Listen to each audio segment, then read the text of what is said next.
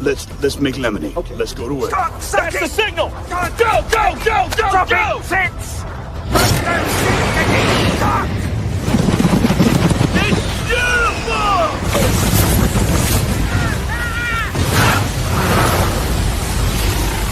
Mother Nature just pissed her pants, dude! Start your day with a jolt of energy and no-holds-barred opinions. This is The Rush, where Travis Justice and Ross Peterson bring you bold, unfiltered, and uncensored takes on sports, life, and everything in between. Buckle up and let's go.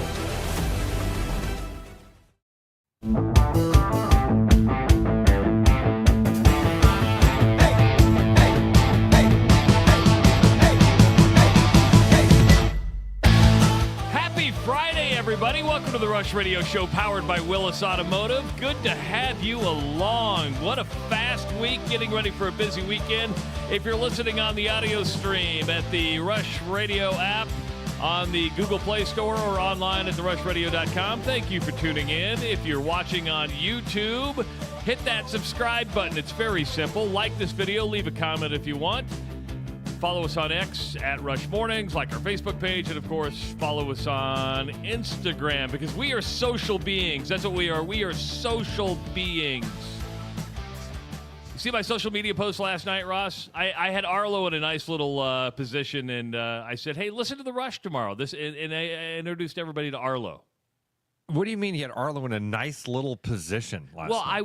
Well, he was sitting there with me, and he was in a cute. He looked cute. He looked cute, and What did you post said post to?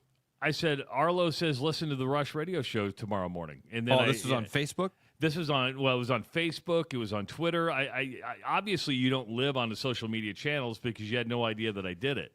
Out there promoting the show, trying to get people to. Here's what I did. I just opened Facebook. I went and first thing I did was I shared our, I thought I did. Maybe I didn't. Trying to share today's show. Just posted that, I hope. Now I'm going to go to the Rush with Travis and Ross. Look back at previous posts. Oh, I see Arlo. There's Arlo. There's Arlo. No, I hadn't seen that. He's telling Arlo that we're going to have Eric Henderson, head coach of the Drake men's basketball team, coming up at 7 o'clock. We're playing Where in the World is Brooks Reynolds today. He's going to join us about 7:30 from somewhere parts unknown, and I know where he's at. We'll narrow it down to it is continental United States, which is an oddity. It is. To have Brooks in the U.S. is special. So, yeah. So we have a pretty busy Friday, which is fun. This week did fly by. We talk about how the 2 hours that we spend together every single day just flies by. We get ready for the show, and before you know it, we're wrapping up, and then the week's over. Week is here. Today's going to fly by. Excited about Hendo at 7. That'll be fun. Yeah. Now, I got a weird text from you last night. I got a weird text from you, and because were you using AI to make dinner last night? Wasn't using AI to make dinner. I was using AI to answer questions. Okay. All right. So we went to dinner last night, and on the menu was steak de burgo, and I was thinking about it, and I was like, I decided to go with whatever the special was. And, but it got me curious about what is steak de burgo, right? So Courtney and I were sitting there talking with my dad, and I said, "Here, watch this. I got this Chat GPT app. This is super cool. Chat GPT, tell me how to make steak de burgo." And it starts with steak de burgo was a dish popularized in Des Moines, Iowa. What? What? And then you text me and go, have you ever heard of this? I said, first of all, I've never heard of steak de burgo. I've heard of steak with herb and garlic sauce before. I mean, that's basically what it is. You take a filet mignon and you put a herb and garlic sauce over it. But you've never heard of steak de burgo? Is that's a Des Moines thing? Must be. Listen, I live in the steakhouse capital of the world. I mean, you know how many steakhouses? I'll believe you. But okay. I'm just saying I've never seen steak de burgo on a menu before. Huh. Hard to claim you live in the steakhouse capital of the world when you don't have the best steaks. Ooh. Them fighting words. Them fighting words. Am I crazy? Is that all? DeBurgo is just steak with garlic butter on top of it? Garlic and herb, like an herb sauce. Did you not look at the recipe? I did read it. It seemed like it was more involved than that. Oh, yeah, you put some, because you put oregano in there. You put some garlic in there. You're missing the olive oil? Olive oil. I put olive oil on every steak that I have because olive oil is a gift from the gods. Yeah, it is. Dude from Iowa says, and the rare bit was invented here too. We've got some real claims to fame here. Well, you know where I live, the Reuben was invented over here in Omaha. The Reuben sandwich. Really? Yeah. With the sauerkrauts. With the sauerkraut and the rye bread, can't go wrong with a good Reuben sandwich. Of course, you know, everybody likes to stake their claim on something, right? But you have steak de burgo. Do we just say the sauce is a certain name to make the steak sound fancier? Man, I guess that's what it is. I thought it was something. I mean, I knew that it wasn't like cooked in a special way or something like that. Yeah. I don't know what I thought it was. I'll have to go back and look at that recipe again. Is it just because if so, I make steak de burgo all the time. Yeah, I think a lot of people make steak de burgo all the time. They just didn't know they were making. But a restaurant said, "Let's call it de burgo or de burgo, and we can charge like $15 more because we put a fancy like French name on it, steak de burgo." 515-517-2303. You know what we don't know how to make is a really good, tasty taco. Oh my gosh, Mazer, welcome to the Rush Radio Show. What's going on, Mazer? I'm okay. I've been Uh-oh. seeing Ross post stuff all week about tasty tacos, and my God, they are the best. They sponsor my second supper after bowling every Thursday night. Are you going to go see Ross tomorrow? He's going to be at Tasty Tacos, the new location, from 11:30 to 1:30. I'm going to be giving away Shane Gillis tickets. Mazer, come see me. Maybe. We'll have to see. What do you mean, maybe? I don't know what I got. I'm married. I don't know what the hell I got going on until 10 minutes before it happens. I keep good clothes on all day, and I keep my shoes tied. Smart man. Smart man. Stay ready. You ain't got to get ready, Mazer. Keep gas in the car and keep going. Damn right. Yeah. Are you Tasty stoned? tacos Are is you the best, stoned, man. He's getting Mazer? ready to go to work. He's not stoned. No, I'm hung. I'm at work and I'm hungover. Last night was championship night, so Championship Championship night in the bowling I'm a league? little slow going today. No, the NIT. You were Yeah. up drinking for the NIT? No. I think he's still drunk, Ross. I think he's not Hold on. hungover. Hold he's on. still What- drunk. What was I'm last just night? delayed. Oh, it was the second half, 1 and 2 bowled against each other for the second half champ. Yeah, he wasn't talking about the NIT, his bowling league. Humble brag. Why does it not surprise me Bowling. that Mazer's in a bowling league? Have you seen my physique? I got the perfect physique for a bowling. You do. You do. Mazer, I've got a great front heavy, thinning hair. I've got a great tasty taco story for you, Mazer. It actually happened at dinner last night. Okay, so my dad, all of a sudden, my dad's like, "Hey, you know one of those tasty tacos guys?" I'm like, "Yeah, my buddy Josh. I went to school with him. Known him for a long time." He's like, "Yeah, have I ever told you our story about tasty tacos?" No. He's like, well, when we ran the hardware store, my dad owned a hardware store in Pleasant Hill. He said there was this guy that used to come in all the time, and he was always buying stuff because he was like the maintenance guy for his family's restaurants. And I got to meet him and get to know him, and his last name's Mosqueda, and he is part of the Tasty Tacos family. And we get to talking, and my dad grew up in Fort Madison, and this guy's like, yeah, that's where the Mosqueda family is from, is Fort Madison. My dad starts putting 2 and 2 together and tells me for the first time last night that my dad, my family, my grandparents lived near the Mosquedas, and my dad and his brothers used to go and buy tamales out of the back door of the Mosqueda house. Before they moved to Des Moines in like 1958 to start Tasty Tacos, but before that, the grandma would make hot tamales out of the back of the house and sell them out of the back door. And my dad and my uncles used to go and buy tamales from the Mosqueda family before they had that's business. Cool. That's really cool. That's awesome. It's a small world after all, Charlie Brown. Yes. Oh, and hey, have you guys tried the cheese balls last year? Have you done the cheese balls from Tasty Tacos? No. The cheese balls from Tasty Tacos. Man, I've almost had to have at some point. Die for. All right, Mazer. To die for. You guys have a good weekend. All right, we'll see you, buddy. You too. Bye. He's not hungover. He's still drunk. He is still drunk. I thought he was like depressed at first. So did I. He First was I thought he was stoned. slow I'm like, and sad, and he's been. like, oh. He popped a gummy before he went Mazer's to going to work. drop some bad news on us here or something. Yeah. Listen to this. Damn. Kind of bringing me down a little. Started his weekend early. Hey guys, how's it going? I love that it was like, oh, it's championship night, and you went to, oh, it was the NIT championship. Was it?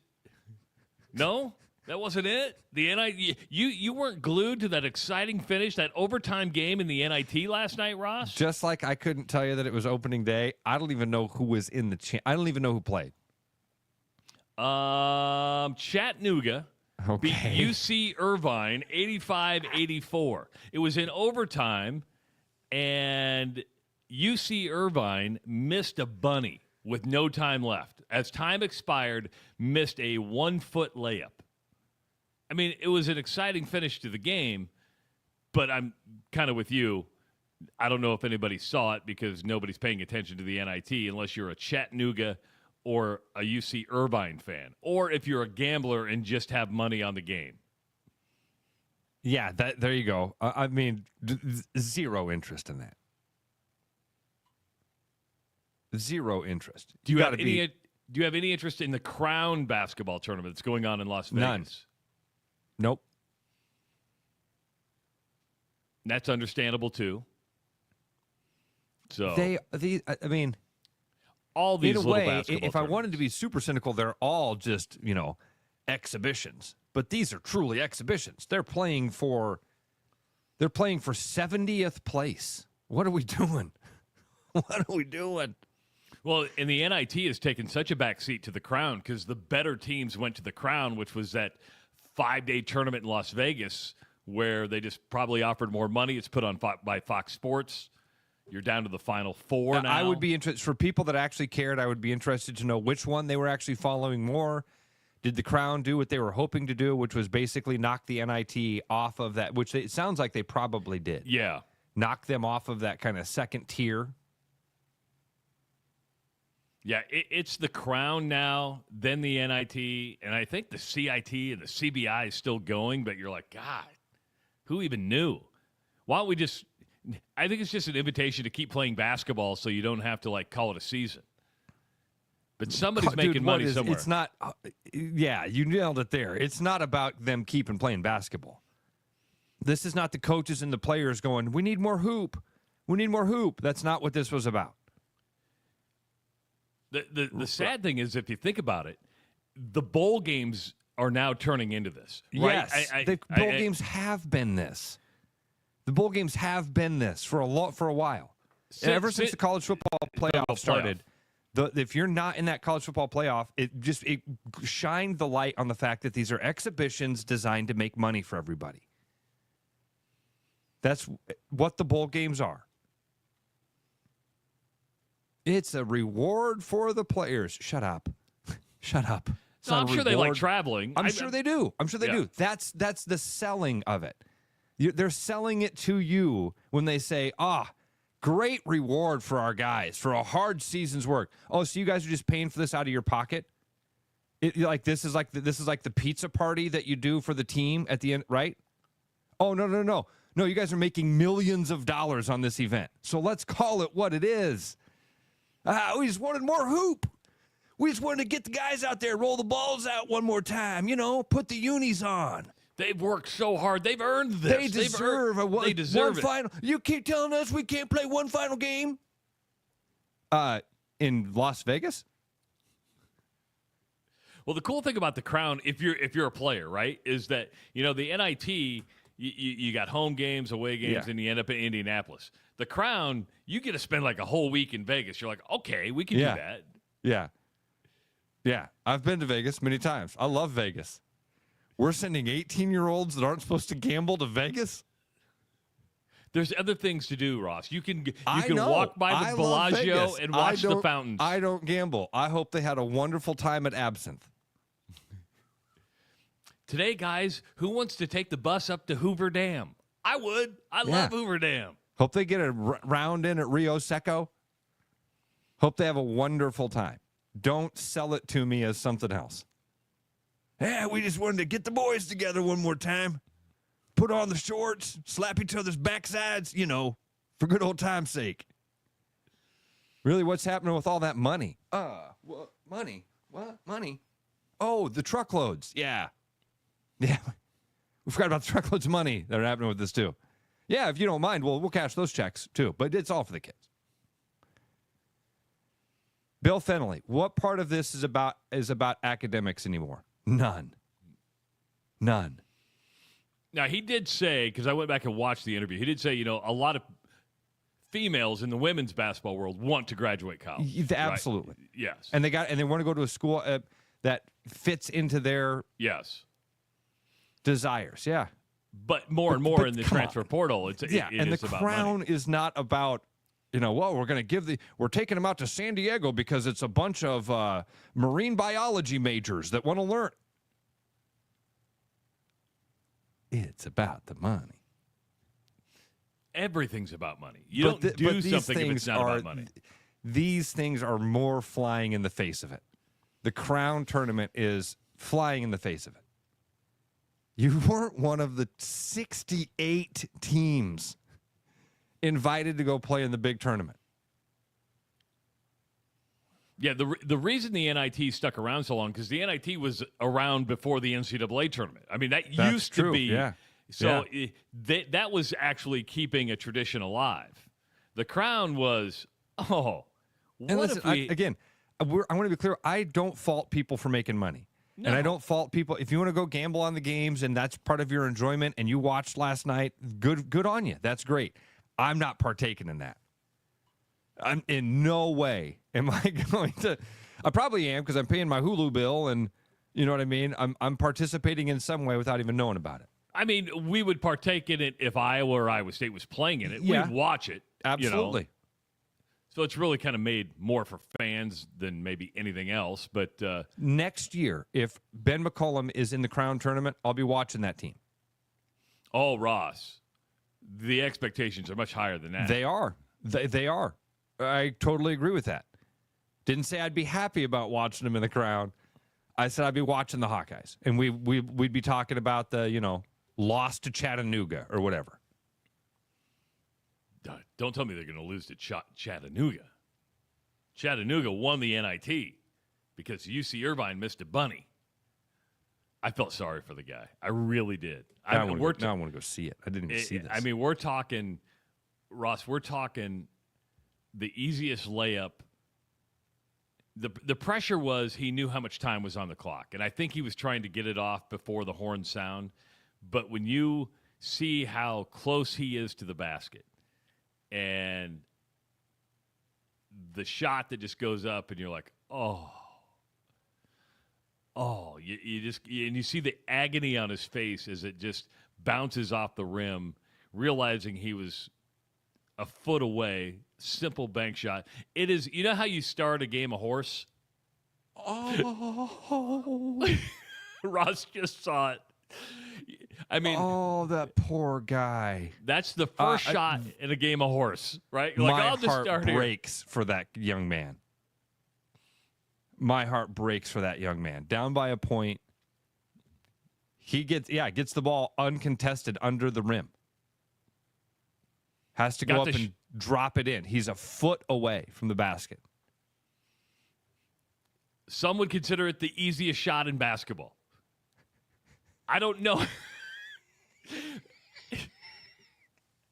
Am I wrong there that some would consider that the easiest shot in basketball? You could probably take most people without any basketball skill whatsoever and make that shot.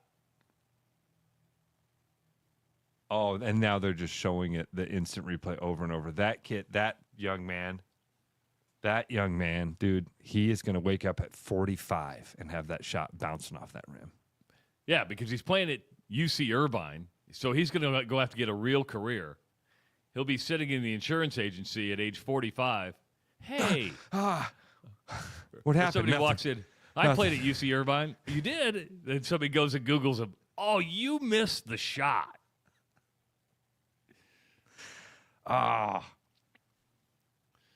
They could almost put that on the one shining moment video at the end of the Final Four on Monday. No, you can't. No, can't No. because it's the NIT.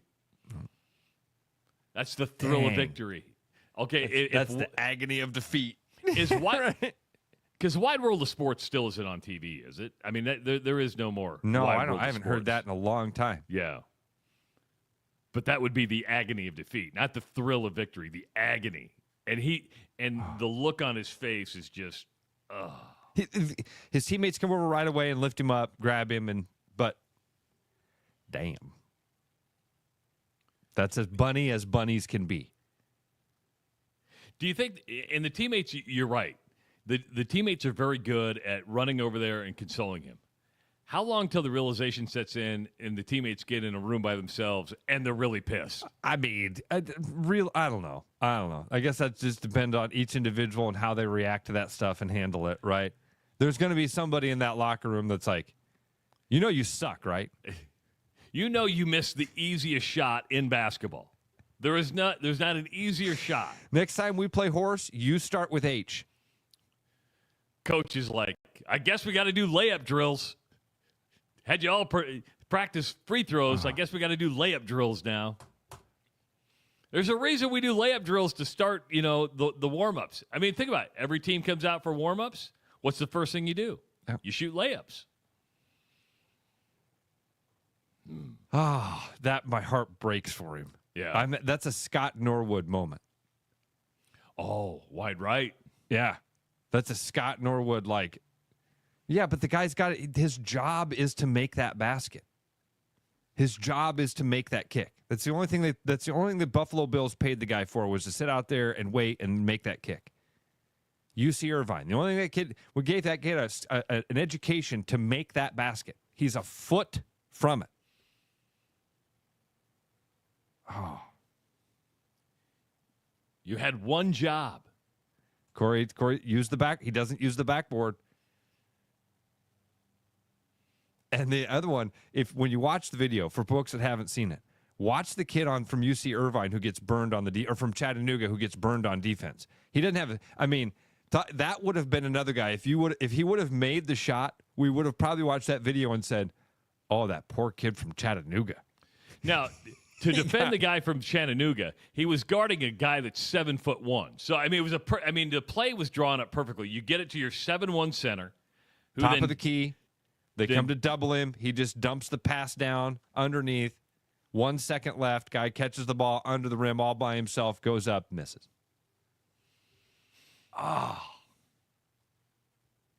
But in a way, even though it's the NIT, even though it's UC Irvine against Chattanooga, it's kind of what we like about sports, right? As much as it is painful to watch, we kind of like it's that emotion of it. Yes. Right. And Tony writes in, Peyton was apparently in the 3-point contest last night. Yeah, I didn't watch Didn't that. even see it. Didn't even know. Didn't watch that at all. What did I watch last night? Oh, I watched, there's a new series on Netflix called Adolescence. You should watch it. I hate it when people do this to me. There's so many shows I should watch. I watched the Yankees Diamondbacks last night. Judge hit his 5th home run of the year last night. Was a triple short of the cycle. And he's like the 3rd fastest to extra base hits. So I saw that today. He's got a number of extra base hits. I forget what number. Like the 3rd fastest Yankee, or it might be the 3rd fastest. I think might be the 3rd fastest Yankee to extra base hits. What does that to extra base hits? Like a double or a triple. I'm very confused by what you're telling me. I don't mean to confuse you. I don't mean to start your Friday off in a mass confusion. Am I having a stroke? No, you're not having a stroke. Not at all. Smell toast? I'm going to try to find what it is you're saying to me. Yeah, because I'm not articulating it the right way. But I saw the headline. Oh, Judge gets 500th extra base hit. Third fastest Yankee to 500 extra base hits. Okay.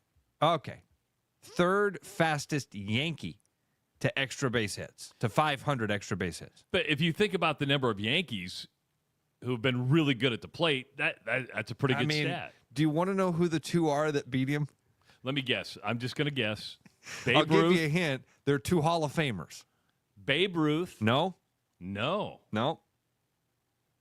Think of guys that would have come up with the Yankees. Remember, Babe Ruth didn't. So Derek Jeter. Not Derek Jeter. Good guess. The kid. You could do this all day with Hall of Famers. Bernie Williams. I love it. Joe DiMaggio. Okay. Did it in 853 games.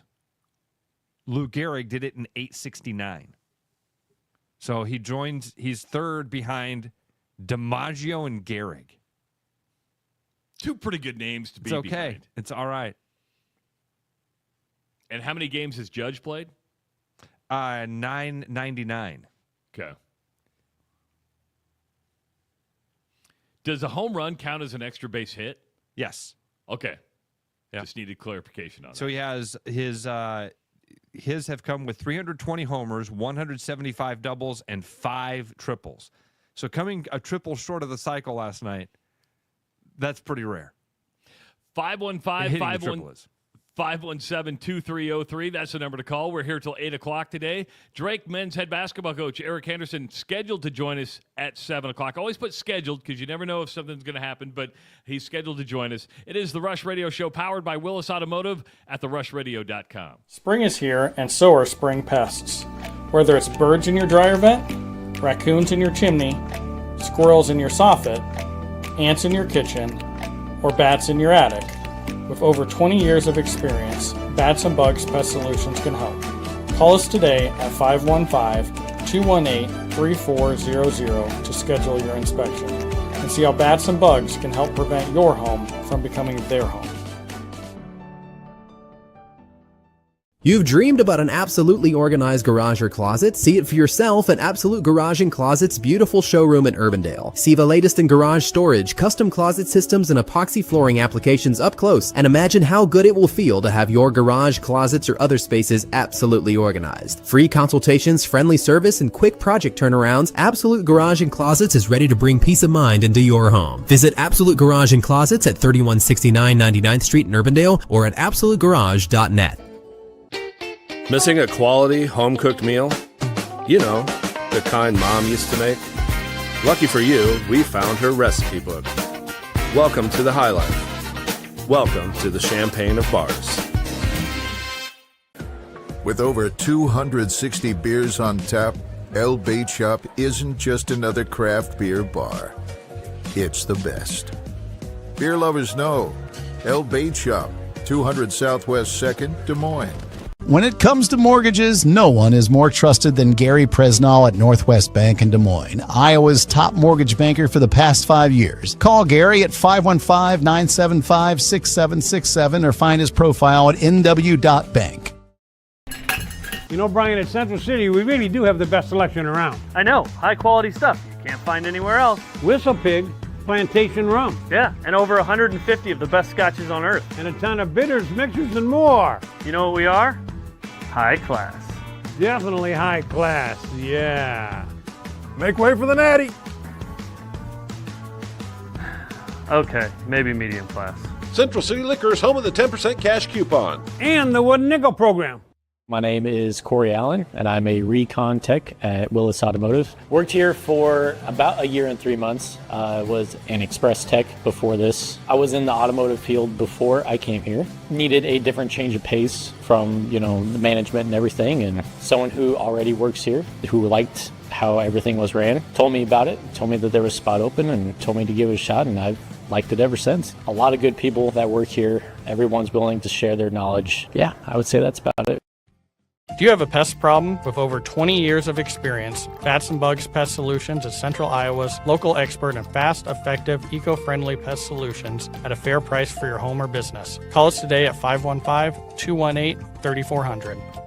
There's a new spin on casual dining near Drake University. Lucky Horse Beer and Burgers. Craveable faves, flatbreads, delicious burgers, frozen cocktails, and a crazy cool vibe. Get to Lucky Horse Beer and Burgers today.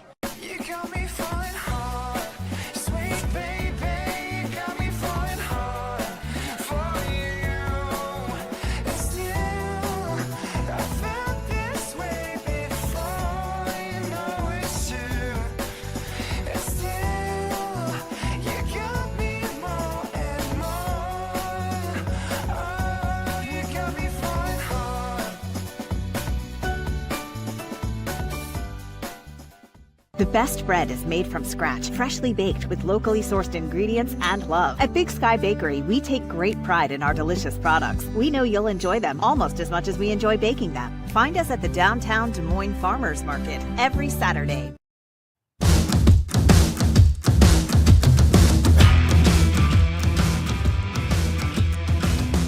Welcome back to the Rush Radio Show, powered by Willis Automotive at therushradio.com. You can listen all day to the show at therushradio.com. Just go to therushradio.com, click on that Listen Live link.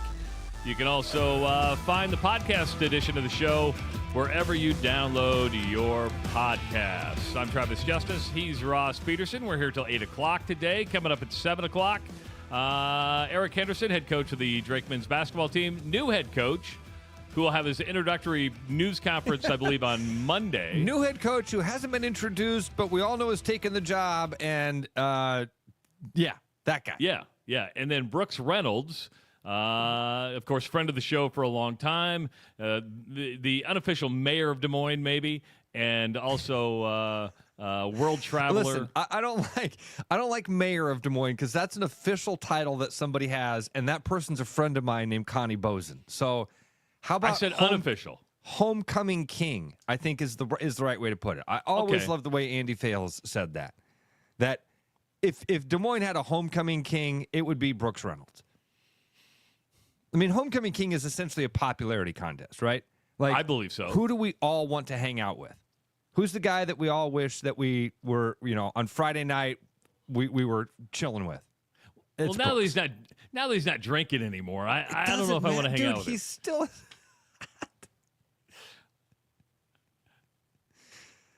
Am I not as fun because I don't drink as much anymore?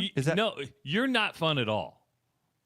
You are not fun because you are the king of the Irish goodbye, can't finish, disappear. I never do the Irish goodbye. I'm the long goodbye guy. I'm the have to say goodbye to everybody in the room guy. Yeah, just as it's getting fun. Hey guys, we're on the 17th hole. And Travis had I gotta leave. We had that was the golfing thing. I mean, we'd been there for like 7 hours. We go to a basketball game. I think it was Creighton and Iowa at Wells Fargo. Hey, 3 minutes to go in the game. I gotta go. Every time I hang out with Ross, it's like you get close to climax, and it's like, no, we're done. We're done. You get close to climax. Just saying. That night at that Creighton game. Oh, that brings back a bad memory. And this is before I really knew you, so I had no idea what was going on in the world. Yeah, now that I have a little perspective, I appreciate it. Yeah, I got news dropped on me that night at that game that I was like, I'm not here anymore. I need to leave. I'm not here anymore. And I remember the exact moment. It was like, you ever been with somebody who's like, they get the news, what's going on? Nothing. But you're just totally zoned out. You're like, oh, something happened. He doesn't know me well enough to tell me exactly what's going on. That was Ross. But I like to give Ross a hard time that he never finishes with me. I never get to finish with Ross. Sorry. Oh, besides crying last night in the last episode of Adolescence. Adolescence? Okay, hold on. I need to write that down because I didn't write that down earlier because I get so much of the, you know what show you need to watch? I'm not telling you have to watch it. I'm just saying that's what I watched. Can you give me some sort of preview? Like, what is it? A teenager accused of murdering another teenager. And then it's a British show. So Okay. it's I'm all right with that. Yeah. So, but just kind of the emotions of it and maybe from a parent's perspective. Okay. You know, because you raise an adolescent. Yeah. So, yeah, it's different. It's doing quite well on Netflix right now. Dude, the one I really loved, Bryan Cranston was in this one. I think it was called The Judge. Yes. That was fantastic. Yeah. All right. So you were going to say something there, and then I went from crying uncontrollably in adolescence to maybe laughing as hard as I've laughed in a long time by watching episode 4 of The Righteous Gemstones last night. And this season of The Righteous Gemstones has not been very good.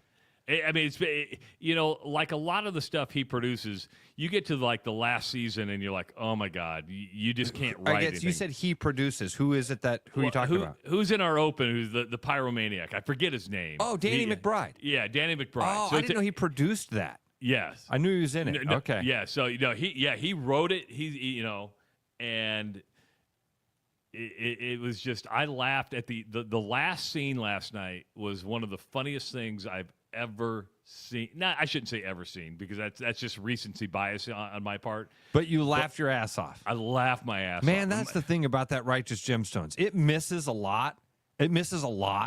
Yeah. But when it hits, oh, dude. I mean, I laughed so hard. My wife watched the scene. She goes, "What is wrong with you? You are sick. You're a sick." You are. There are some times when you're like, oh, this thing made me laugh, and I watch it, and I'm like, this dude's twisted.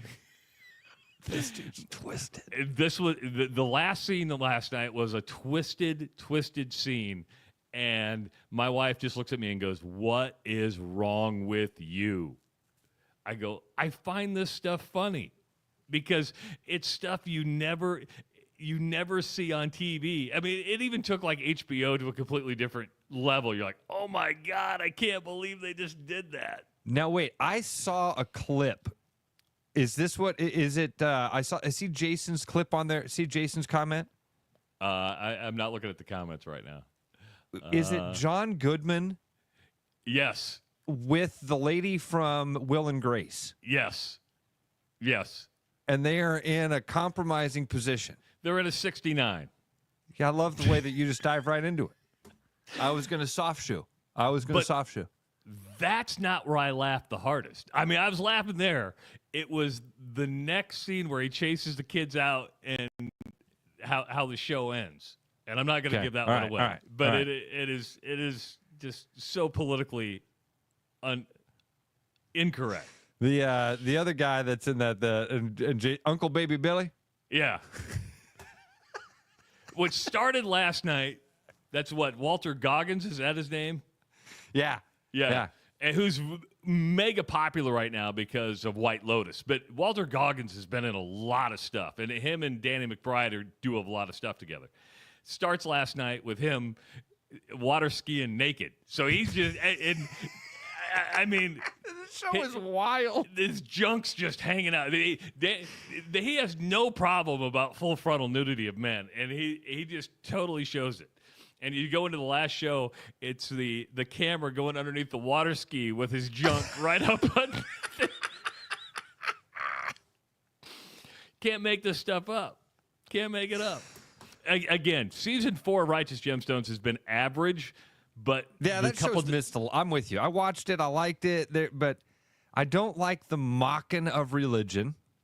And I did feel like at times but there are funny characters. They're funny characters. I don't know if it mocks religion as it makes fun of the mega church type thing. That's true. That's a good point. But Uncle Baby Billy. Uncle Baby Billy. People ask me, how much money you make, Baby Billy? I'll make a dime after paying my scientists. How much you make off this holy water? I don't make anything. I got to pay my scientists. I mean, it's just... Again, it's twisted, sick humor that fits right into my wheelhouse. Yeah, it's fun. Right That's a fun show. Adolescence, I'll have to check out. Yeah, Man, that's a little deeper. All right, so tell me how many episodes am I signing up for to get to this big payoff at the end? There's just 4 episodes. 4 hour episodes? each. Okay, 4 I can do episodes. that. Yeah. You could hammer that out in a day if you wanted to. Yeah, but I just can't stay into it. I can't. I know. It's fine. So you watch 1 episode. You just do 1 episode a day. You're good. Can they just make a documentary about the show? And then I could watch the documentary about the show. Maybe if I could watch somebody else watching the show.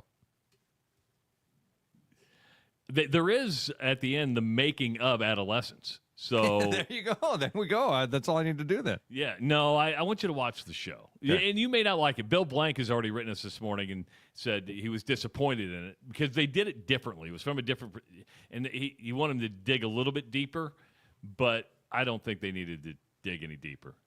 Bill's just not able to. Bill's just different with movies. Yeah. Okay.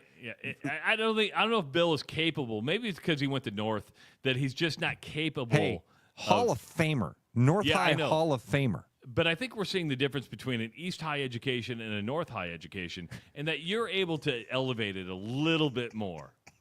Sorry, Bill. I'm just giving you a hard time. I'm joking. If you went to North, I apologize. I'm not.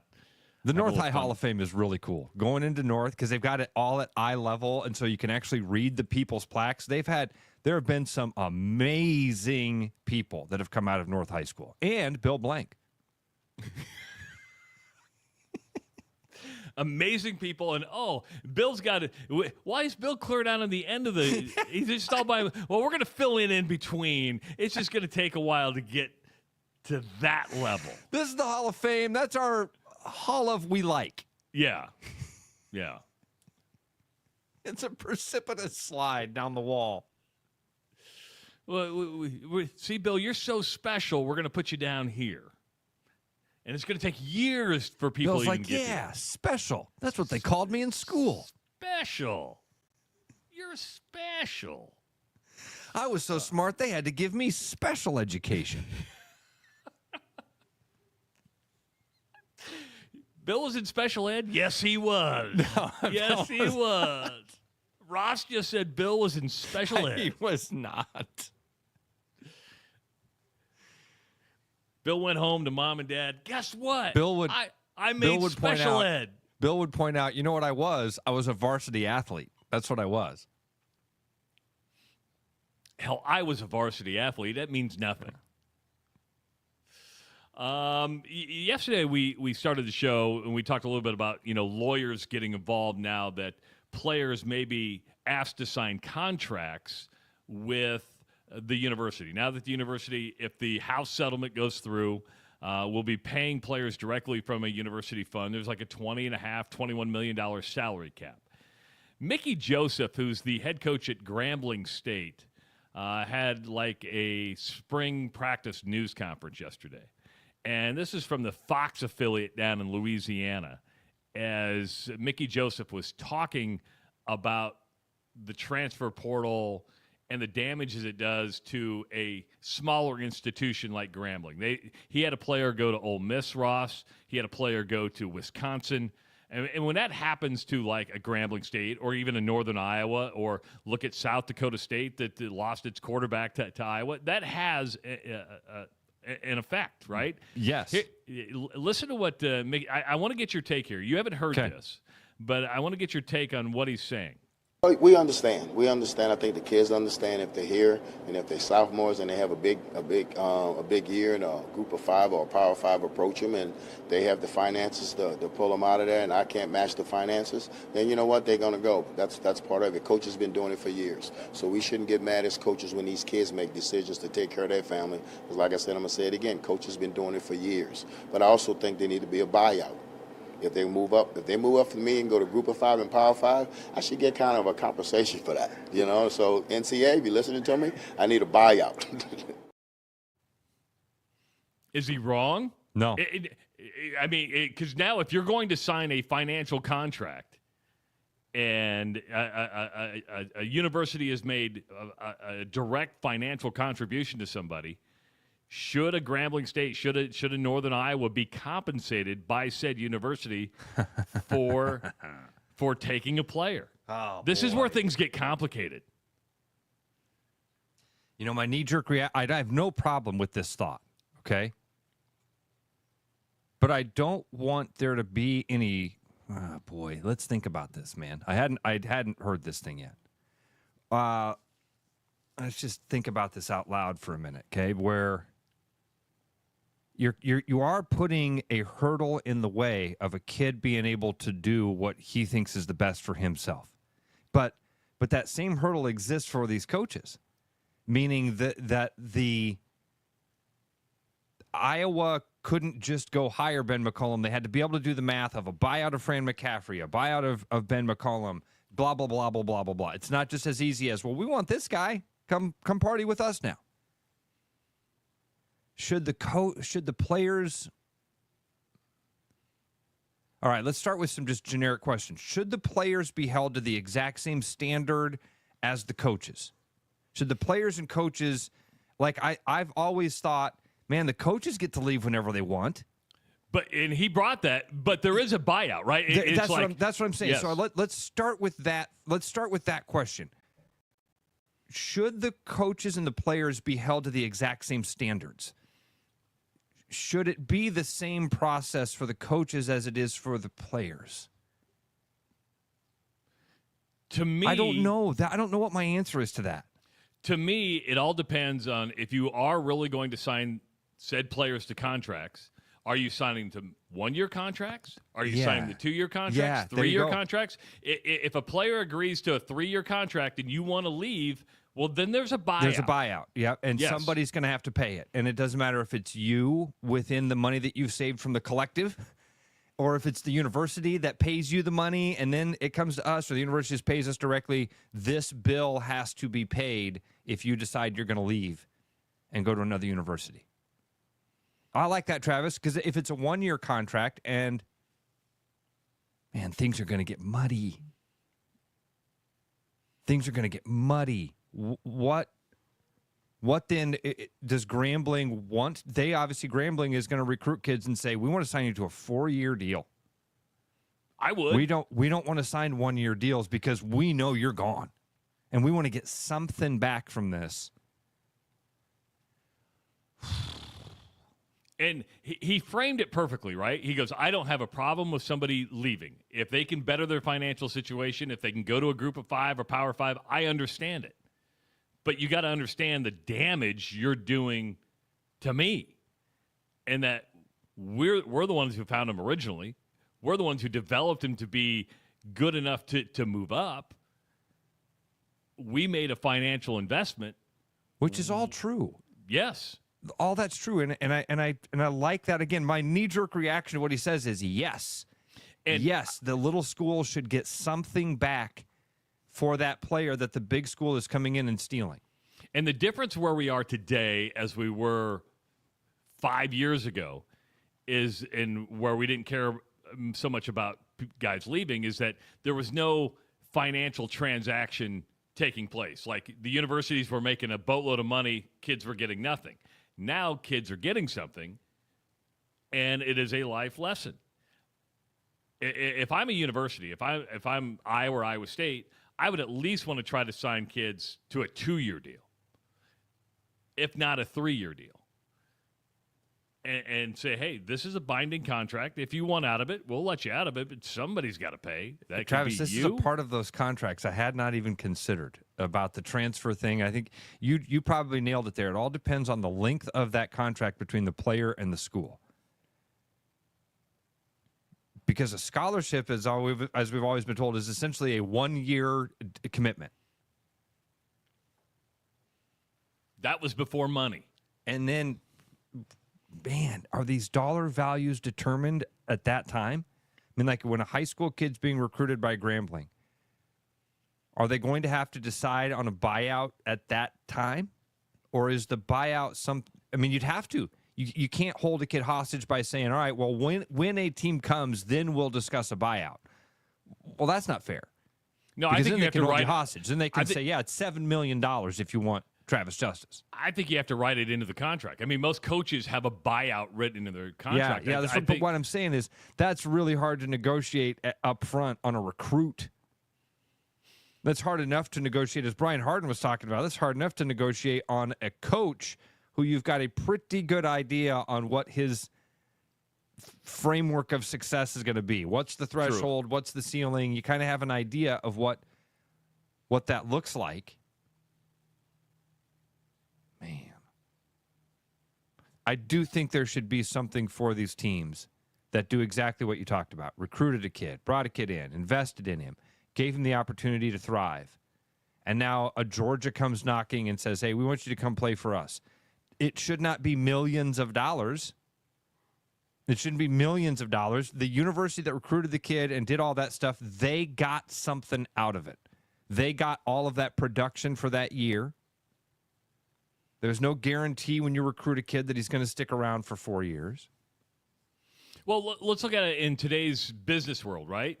The biggest expense for when a company hires somebody, do you know how much money it costs to train, onboard? I mean, there's an expense there. That's why companies want retention of employees. If you're a jumper, if you're a person that goes, I like to jump, I like a new challenge every year, you're a bad hire because there's an investment that companies put into you. Now, you may not like the culture, you may not like it. That's one thing. But if you're I know people who just like, I just like to jump around. I like to, just start something new. A company wants you to be there for a long time and hopefully make you happy, because the biggest expense of an employee, besides your paycheck, is the investment they put in. Travis, to get you up to speed. You and I have both talked about how we've known people that have been very successful with that jumping model, but it's a 5 to 7 year. Yes. You're at a place, you're 5 to 7 years, and then you move to a new place. It's not 1 or 2, because you didn't give the place back what they've invested in you to get you there. Yeah. All right, so maybe there's something like that where it's like a vested deal, where if you come to Grambling and you leave after 1 year, somebody's going to have to pay us $25,000. But if you come to Grambling and you play for 2 years, you don't owe us anything. It's something like that, like a kind of a sliding scale type of thing that happens. If the more production we're able to yield from you, the less you have to pay us to go. I don't know. Again, man, this is all stuff that's brand new to me. Somebody's going to have to figure all of this stuff out. I think you said it best yesterday, and this is because a lot of people think in short term, right? I saw a lot of people yesterday, and this is not a political stance either way, and it's just not. It's just I've been around long enough, because I used to freak out about this. The market dipped a big time yesterday. Yeah. And everybody's like, oh, how do you feel about your 401ks? But I'm like, listen. So I did a little research. How many presidents since 1929, Ross? How many presidents, doesn't matter what political party, have had a negative stock market return over their 4 years? I'm going to guess 0. 3. Okay. Herbert Hoover. Yeah, well, I thought you were past Hoover with that timeline. Yeah. Okay. Richard Nixon. Yeah. And then, he wouldn't have, except it crashed in 2008, right before he got out of office, was George W. Bush. George W. Bush was on a high trajectory, and then the housing market went crap, and it went way backwards. So only 3 since the average president, doesn't matter what political party, the market has grown over their 4-year span of an average of like 9.5%, right? So over time, so somebody was complaining yesterday. I said, hey, you got to think long term with this. And I go, if it's at 5, because they're like, thanks, Trump. I go, listen, I'm not going to get political here, but if it's at 50,000 in 2028, are you going to say thanks? Because you just had a massive return. I mean, so you have to play the long game with some of this stuff. Things are out of whack. There's no doubt about this. Standing around right now and being a person that looks around and goes, man, shit don't make sense. Things don't make sense. I feel like that's the most common conversation I have with people right now is like, man, this doesn't make sense. And like what we're talking right now with the NIL and all this stuff, you said it best yesterday. It's going to get uglier before it gets better. Way uglier, and so is the economy. Yes. So is the economy. Buckle up. And everybody has decided on the political end, everybody's picked their team. You're already a Cyclone or a Hawkeye fan, and it doesn't matter who's the coach. It doesn't matter who the players are. You are rooting for the freaking Laundry. It does not matter. The merits don't matter. You've picked your team. Every one of us. And you're tied to it, and you're tied to it, and it doesn't matter. It doesn't matter who it is. Screw the other side. They're evil, wicked, and stupid. They're evil, wicked, and stupid. Us versus them is an undefeated tactic. Undefeated. You can swing anybody. Us, man, they are out to get you. And they're evil. And they're mean. And they're stupid. And they look stupid. And they act dumb. You don't want to be like them. It's us versus them. Come on, man. It's undefeated. Now, people think I took a political stance here. I did not. And Jordan is like, and Jordan, valid point. What about right now? What about people struggling right now? Yeah. Who gives an F about the long game right now? Well, hold on. Those are two different things. Because if you're in the market for the short term, because I was only talking about the short term. I'm not talking about grocery prices. I'm not talking about gas prices. I 100% agree with you right there. But my investments aren't for, and hopefully your investments aren't for the short term. You're not cashing out stocks to live every day. That's for later on. Again, this isn't a political statement. It just shows you that things can go bad, but they can get better. And I wanted to use this in a sports analogy. What we were just talking about is that we're in a really paradigm-shifting mood right now, and this college sports thing we've talked about ad nauseum is going to get uglier. Is a part of this, right? Yeah, it's great microcosm, Travis, because, again, This is the toy department of life. But it's a microcosm of these bigger conversations and these bigger things that are happening around the country and around the world. Shit's crazy, dude. It's crazy. The stadium dollar things. There's been a couple of different articles in the last couple of days about public funding of stadiums, which is something that over the last 20 years or so, people have really started to become aware of and go, wait a minute. We, the taxpayers, fund this stadium, and then we have to pay all of our money to go to these games, and then the billionaires that we bought the stadium for end up making all the money. So hold that thought. Okay. Eric Henderson just dropped into nice. Into the stage. We'll take a break, and we will meet and talk to the new Drake head coach, Eric Henderson. We come back on the Rush Radio Show at therushradio.com. It's pothole season here in Iowa. It can be hard to avoid hitting potholes, and they can cause a lot of damage to your car, like popping tires, damaging wheels, and ruining your alignment. Even the smaller potholes can knock your car out of alignment, leading to poor grip, gas mileage, and tire wear. Come in now to Willis Cadillac and get a free front-end alignment check with any regular service to make your Cadillac in tip-top shape. Give us a call or schedule online at williscadillac.com. I'm loving these wooden nickels, Brian. Yeah, I suppose everyone is catching on. Just spend $20 to get a wooden nickel. It's 25. Collect 10 and add up the savings on your next purchase. Some of these are worth $5. That could be huge. I know, right? That's why you have to spend $20. It's 25. Collect 10. It's like money back to you. Spend 20, you get another wooden nickel. It's 25. Collect 10 and add up the savings. It's huge. Central City Liquors, home of the 10% cash coupon. And the wooden nickel program. It's huge.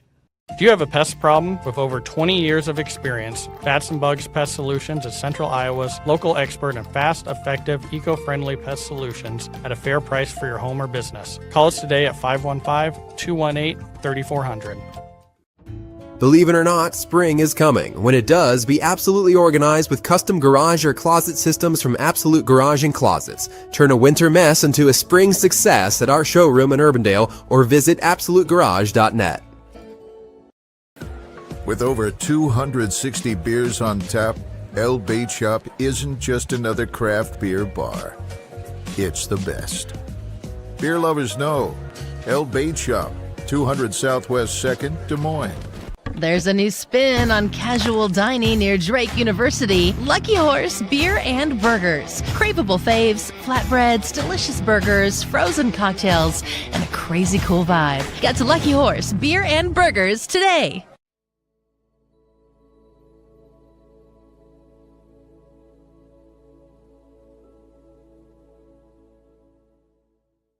When it comes to mortgages, no one is more trusted than Gary Presnall at Northwest Bank in Des Moines. With more than 25 years of experience, Gary has been Iowa's top mortgage banker for the past 5 years. With creativity and professionalism, Gary is dedicated to finding unique programs to help you afford the home you deserve. Call Gary at 515-975-6767 or find his profile at nw.bank/Gary Presnall. Member FDIC, Equal Housing Lender.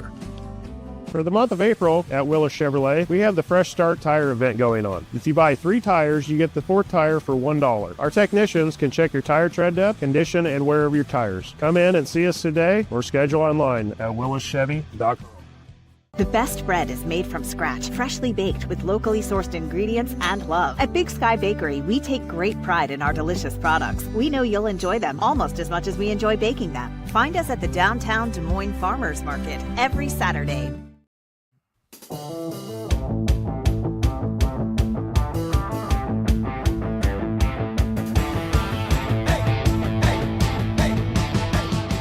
It is the Rush Radio Show at therushradio.com. If you're listening around the world at therushradio.com or on the Rush Radio app on the Google Play Store, thank you. I guess it's the Android store. Thank you so much. Of course, the Rush Radio Show powered by Willis Automotive. If you're watching on YouTube, subscribe to our channel, give this video a like, leave your comments.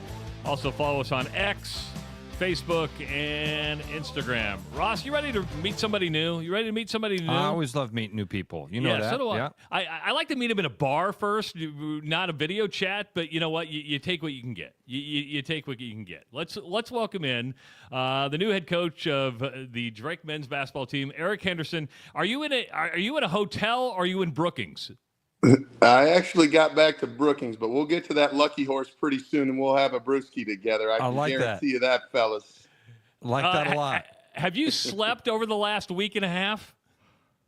Well, when I have slept, I've slept good, really good, but I haven't slept a whole lot. I can guarantee you that. Can we kind of go through this week? Because we had Brian Harden on with us. He talked about this. The timing of all this is very odd. Can you just kind of walk us through what the last week has been like, what this next week is hopefully going to be like? Yeah, it's been a whirlwind. I'll be honest with you. You know, when Brian first reached out and wanted to talk, obviously I was super, super excited about it. Being an Iowa guy, and then you know, I understand it has to be a process. So you let that process play through, and finally we got it to the finish line, and just becoming the new Drake head coach has been so exciting, and the people have been absolutely tremendous. When I got to campus and first met everybody, they've just been so helpful, and you get to the office, and in the week, the recruiting period is just kind of goofy, right? And so we tried to get as many kids up to campus as we possibly could early this week, and just had 3 great visits, and got 2 of them to commit, and we're hoping for that 3rd one. So then I drove back home because it's been 4 or 5 days, and I need to squeeze my kids a little bit too. So we snuck back to Brookings when the dead period started yesterday, and got back here about 5:30. And there's been a lot of time on the phone, a lot of time, you know, just learning the ropes. But I'll say this, one thing about Drake University, the people are amazing. The help that we've received, the congratulatories, just the welcoming has been absolutely terrific. How did everybody in Brookings take it? Because you've been there a while. How did everybody? And they understand that you know, coaches are going to leave, but I'm sure you have a lot of friendships up there. How did everybody up in Brookings take it? Well, I'll be honest, it's very bittersweet because you know, we've been in Brookings 9 years, and we're the type of people that, you know, we're going to put both our feet where we're at, and we're not looking for what's next or anything like that. We really, really embrace the relationships and the community that we're in, and when you do that, those friendships become pretty strong. Yeah. And you know, we've had terrific relationships with the administration, the president, and the athletic director here at South Dakota State have been absolutely amazing to us, and obviously, you know, there was a few tears shed, and a couple tough days last Friday and Saturday. I think they're happy for us and for us to be able to get closer to my family and back kind of where my roots are. They certainly have a great understanding that they want what's best for the Henderson family. That's nice. If people love you, that's what they're going to be disappointed you're leaving, but happy that you've got great new opportunities. This is, it's a step up and it's a little bit of a change. You've had amazing talent that you've brought in, Coach. What's going to be? You've already brought in a couple guys here to Drake. You've started that recruiting process. What have you noticed right now to be the biggest change in that recruiting process from the Summit to Drake? Yeah, a couple of things. Like obviously, there's a wave going on in Des Moines, right? I mean, the brand of Drake basketball is at an all-time high, and the excitement level in Des Moines, you can feel it, and so I think everybody has a great understanding of that. We had great amount, like you said, we had a great amount of success here at South Dakota State as well. But I think when you're going up to the Valley and the type of kid that you have to recruit, the physicality, I think, is something that's probably a little bit different in the Valley than in the Summit League. I think you have to recruit maybe a little bit more stronger kid. We're still going to be who we are at our core. We love to recruit young kids and help develop them and achieve their goals and dreams. Now, with the climate of college basketball, that transfer portal and NIL, you have to stay a little bit older too. And you look at the Valley last year, there weren't many true freshmen, or even for that matter, redshirt freshmen that were playing just huge roles on their teams. And so you have to be able to do a little bit of both and take that transfer portal, get some guys with some experience, get some guys with some years under their belts, along with those young guys, and to develop them and incorporate them. And then at the end of the day, you want to bring your team together and make sure they understand that they can't do it themselves. And I think that's how you get the kind of the heads up on your opponent. Coach, was Drake a job? Take me through the process. Do you wait for Brian Harden to call you, or did you know, hey, that's kind of a job I want? Do you put feelers out, say, hey, could somebody tell Brian I'm interested? How does that all work when it comes to, because there's no application process, right? It's somebody's got to make a phone call. Well, eventually you do have to throw in your resume. I don't know how much they look at it, to be honest. Do you really? Hold on. Do you really have a resume like prepared and ready to go? Oh, did we lose him? We lost him. At Drake, that both Brian may have an interest in me, and that I'd have a pretty big interest in Drake. And so I think Brian was well aware where my feelings were at. And, I was just very fortunate that Brian was looking for somebody like me. Okay, the internet broke up for a little bit, but I want to ask that question. Do you have like a prepared resume? Because I haven't had a resume since like 1992. Like when you say, hey, we got to do the application process, here's my resume. And do you actually have to fill out like an application at Drake? Update your references and then all call stuff? TJ and say, hey, they might be calling you. Well, updated would be very aggressive, I'll tell you that much. I think I threw something together pretty quick. I don't know if it would I don't know if many people would think it would be a high quality, I tell you that much. You did it on Microsoft Word. I love it. Exactly. Oh man. Good thing they have good templates still. Google Docs. I need a resume template for head coach South Dakota State. That's it. You've had an interesting journey because you've gone from college to high school. Which, back by the to way, college. Trav, I do want to say we might be the only show you'll ever be on, Coach, from this point on, where both hosts actually know where Wayne State is.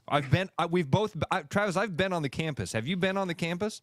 Okay, so when I was coming out of high school, my two choices were Wayne State and Grandview College in Des Moines. And I went to Wayne, said Chicken Days would be nice, but I'm going to pass on Chicken Days, and I'm going to go to a city that has 700,000 people. Wayne's a nice city. It is. Cool It town. is. But it's it's Wayne, and it's got chicken days, and that's about it for a kid that was leaving a town. Because you grew up in a town of what, about 600 people, Coach? Yeah, that I think that probably count the chickens and everything else too, if you're talking about them. See, I grew up in Minden, Iowa, which has like 401 people, right? So it was like, okay, I don't know if I want to go to a small town. Wayne had a beautiful like radio TV studio, had everything I needed, but Des Moines was just bigger, so I chose Des Moines over Wayne. But I was in Wayne a couple weeks ago, and I like Wayne a lot. You played for Mac too, right? Yeah, I'll say this. I know Wayne, it's kind of small, but we always say all roads lead to Wayne, America. It's not Wayne, Nebraska. It's Wayne, America. And I played for Coach McDermott over there and just honestly had a tremendous experience, and obviously it helps when you win a lot. And they hadn't won a whole lot. So once Coach Matt got there, we got that ball rolling. And I always tell him I was starting to making those paychecks get a little bigger for him. Yeah. Yeah, he's doing okay now. He's doing okay. He's hanging now. in there, isn't he? Yeah. Who's your biggest influence? Is it Mac? Is it TJ? Who's one of your biggest influences when it comes to your coaching style, or have you just developed your own? Well, I think it's a combination of, the few guys. Obviously, Coach Mack was tremendous influence on me, going 6 hours away from home. I barely went home when I was at Wayne. And so just having him there for me and, being that male guidance and holding me accountable and understanding what a team looks like. And then obviously with TJ as well, his ability to recruit, he's just got that bulldog mentality of just that grind and work, and he really has no other habits other than thinking about his team and his family. And so that's kind of where I'm at as well. And then, honestly, it started early. I played for a tremendous high school coach, Gordon Rundquist, who passed away last fall. And he made basketball so fun and just really sparked my interest, and it's never left. And so those three guys have been, just different times in my life. They really, really made a huge influence on me, whether it was basketball or just how to treat people or how to work or just, how to be successful. Was high school your favorite time of playing basketball? Oh man, I've never had a bad day playing basketball, to be honest. It's, I just love to hoop. I couldn't shoot worth a darn. But I love to compete. I just, anytime up until about a couple years ago, to be honest, anytime I could play, I'd play. And, if they were keeping score, I wanted to win. So, but I enjoyed all of them. I enjoyed my high school career, college career. They were both great experiences. Yeah, but at 6'8", you didn't need to be that great of a shooter, did you? I could help win in a few other ways, that's for sure. Like that attitude. So, Travis, you started to ask about that journey, and part of that journey that's unique for you, Coach, is you spent a couple years at the high school ranks, which is not, most college guys, they kind of stay in that college game for a while. What did you glean from that experience that's helped you out as a college coach, or that you'll be able to apply at Drake? Yeah, honestly, when I was at Iowa State with Coach Mack as a graduate manager, graduate assistant, whatever the title was, going back to that resume stuff, but obviously, you guys know we didn't have a ton of success. It was a great experience, but it wasn't we didn't win a whole lot, and it just, things happen that, like you guys said, Max got her cooking right now. It doesn't mean you're a bad coach. It just didn't work out. And so when that time was up, TJ told me to go to this high school in Wisconsin, and there's a bunch of good players in there, and so I ended up going there, and it was a tremendous experience for me. There's great players, there's NBA players in our league and stuff, but I ended up being the principal the last couple of years, and I'll be honest with you, that experience, being a principal for those 2 years, helped prepare me to be a head coach probably more than any other experience that I've had. Just the leadership, the ability to try to make everybody feel like they're the most important part of your staff or the most important member of your team. So just bringing great value to everybody that's a part of your organization or team or whatever it is. was so huge to me. Just like then, I wanted to make every teacher feel like, hey, you're the best teacher in this building. You're the most important and influential person in this building. That's what I want our players to feel like. That's what I want our staff to feel like. Understanding, hey, we're going to have different roles, right? There's going to be a leading scorer, but that doesn't mean what you do for this team isn't just as valuable as anybody else. And then so that was an incredible experience, and that's what I learned from that experience to help me now, and what I'll bring to not only what I brought to SCSU, but now at Drake. I think that's a great answer, because most people would say that it was a coach that had an influence on their head coaching stuff, but to say it was being a high school principal, and you brought up working for Mac, and I think Mac's talked about it, what the difference is between Iowa State and Creighton. He goes, I probably sacrificed some culture things in order to win. I think he learned from that. What you just described there isn't X's and O's, it's culture. Yeah. And it's an overused word. I always say, how do you define culture? And to me, it's defining, I like where I'm at. I feel like I'm being a part of something. What you just described with your staff and your students, that's culture, right? Well, absolutely. And, we want our program to feel like family. We want, and when you feel like that, you have the ability to buy in more. You have the ability to accept your role better.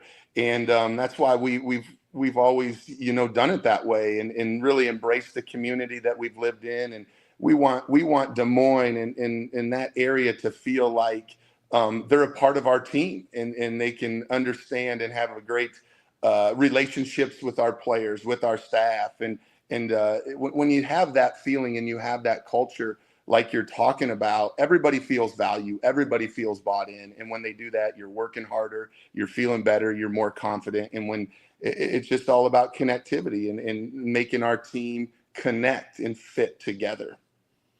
How many players do you think you're going to, it's hard to say right now.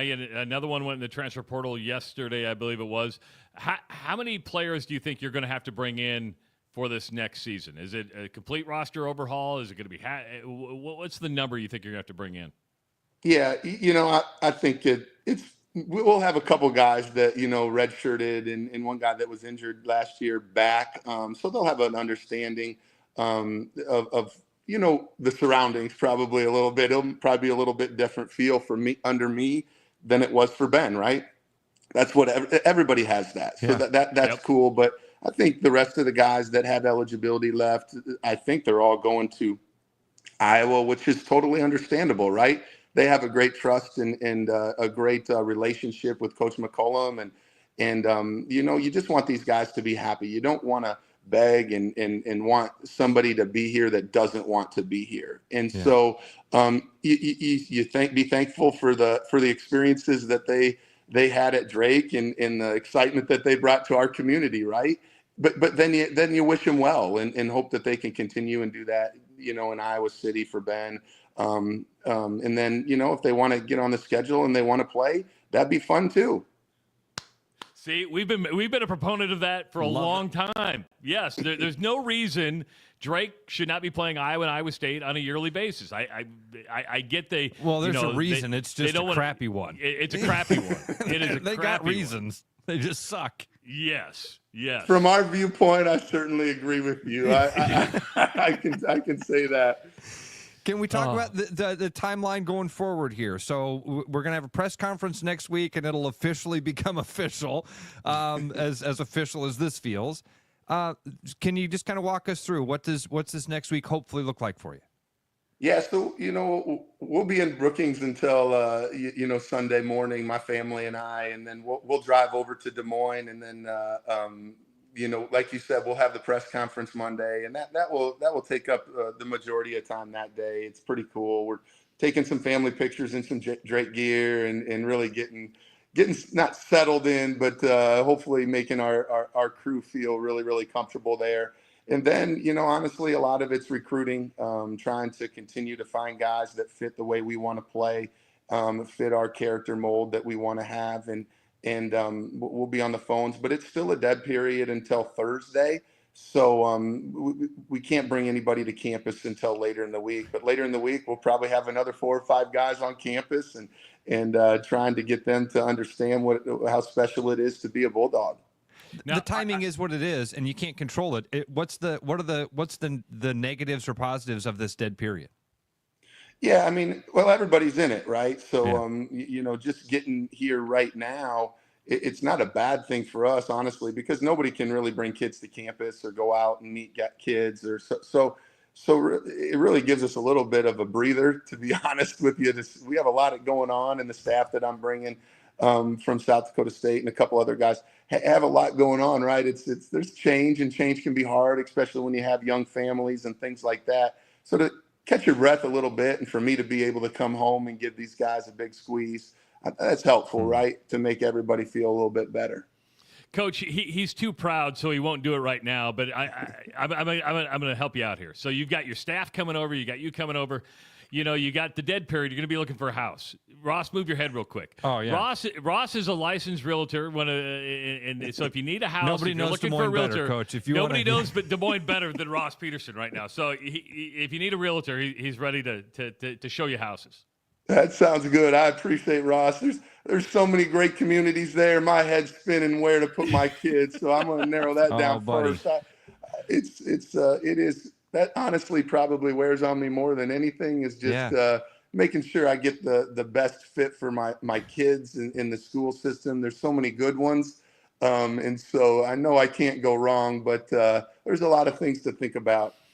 Well, one thing you're going to notice, and you know this because you grew up in Iowa, but you've been in Brookings for 9 years. It's not as windy in Des Moines because it's windy in Brookings. We got a little bit of windbreak. Yeah, you got some windbreak. That's a good feeling because you're not wrong. That wind can howl up here, especially in some December and January days. Oh, good heavens. Oh, my goodness. Coach, we appreciate the time. We know you've been busy, and you got a day off, so to speak, and enjoy the family. Yes. Have a great news conference on Monday, and hopefully we can do this a lot more as things progress, and it's good to have you here. And welcome to Des Moines. Hope you love it as much as I have my whole life, man. It's a great place. Well, I appreciate you fellas, and we're looking forward to continuing to ride this wave, and we're excited to be a Bulldog. Excellent. Thanks, Coach. Eric Henderson, thank you so much. We'll catch up soon. Congratulations, Coach. Thanks, fellas. Bye, buddy. Bye. What a fun conversation. Excited for the job. That's awesome. I mean, that seems like the right fit, doesn't it? Yeah. Yes. Yes. What's most important to you? Family? How about the biggest influence on being a head coach was being a high school principal? High school principal. What'd you learn from that? Man, how to make people feel important. How to make everybody on your staff and everybody on your team feel like they are productive. You had a nice career. Yep, but I didn't score. I figured out other ways to help my team win. That's a coach. That's a coach who can talk to the guy on the end of the bench and go, "Hey, I've been there. You're not a scorer? Well, I had 800 rebounds in college. You could go out and do that." Just relaxed, excited. And you can tell when somebody's generally excited for a job, right? I mean, just generally excited. I liked a lot of what I heard there, and I can see why Brian Harden did too. Did you notice throughout the interview, he kind of widened the phone out so he could get the Drake gear in? He's like, I gotta get the. It started pretty tight. Then he's like, I'm gonna get the Drake logo in. I don't get the Drake. So that's pretty. I thought you were gonna say is every now and again. Yeah, I thought he was like looking over to the wife, like, Are these guys going to shut up? Are they going to shut up? No, I didn't hear them at all. I just meant like he was looking over there like he was thinking of him, Yeah. I like that. That's a good one. So, obviously a lot of work to do. Yeah, I mean, you look at the players he's had at South Dakota State, and just go look at the players that left him in the portal, and we're talking really good basketball. Really good basketball. Yeah, dude, the Summit League has those guys. Summit League has some dudes in it.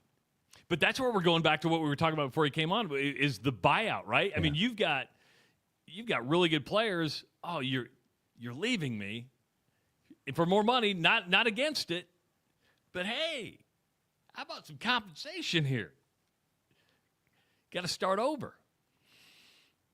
Interesting. Yeah, I'm excited for what this is going to bring, man. He says all the right things. Going to continue to ride this wave and continue to ride the momentum and make things bigger, loves what he feels in Des Moines and around Drake, and I don't know how you couldn't right now. And I tried to get you some business. I hope you didn't mind me doing that. Thank you for that. Thank you. Well, I got Mark will be very happy. Mark was certainly going to listen to this and go, "You didn't even tell the guy you're a realtor. What are you doing?" But all I heard him say is like his staff's coming over from South Dakota State. I'm like, there's 1, 2, 3. There's at least 4 houses right there that somebody's gonna need to buy a house. I should talk to Brian Harden and be like, Brian, what's the athletic department do? I mean, I'm sure Brian turns them on to somebody, right? Yeah. Brian, I want to offer you a relocation service. So here's my normal fee, but just for your coaches and your staff members for today only. Because, you're just going to help them buy. You're not selling a house at that point. You want to be – who is more connected in the Des Moines metro area? Truly, I mean, and I'm not trying to brag, but when he says, man, I'm worried, I wonder about the kids in their school. I'm like, oh, tell me what grade. Tell you where the golden apple teacher is. Brian says, tell Coach not to move to Altoona if he doesn't like the wind. It's so windy out there. The city doesn't even like trees. That would be hard, right? Your life's in a whirlwind. You're trying to recruit players. You got to build a team. And then you're like, oh, I got to get my family here. Yeah. I got to buy a house. And you hate to say it, but like, hey, wife, I need you to Google best schools in Des Moines area. Yeah. And sorry, it's outside Des Moines. My wife wouldn't do that. She would be, where are the oldest homes in Des Moines?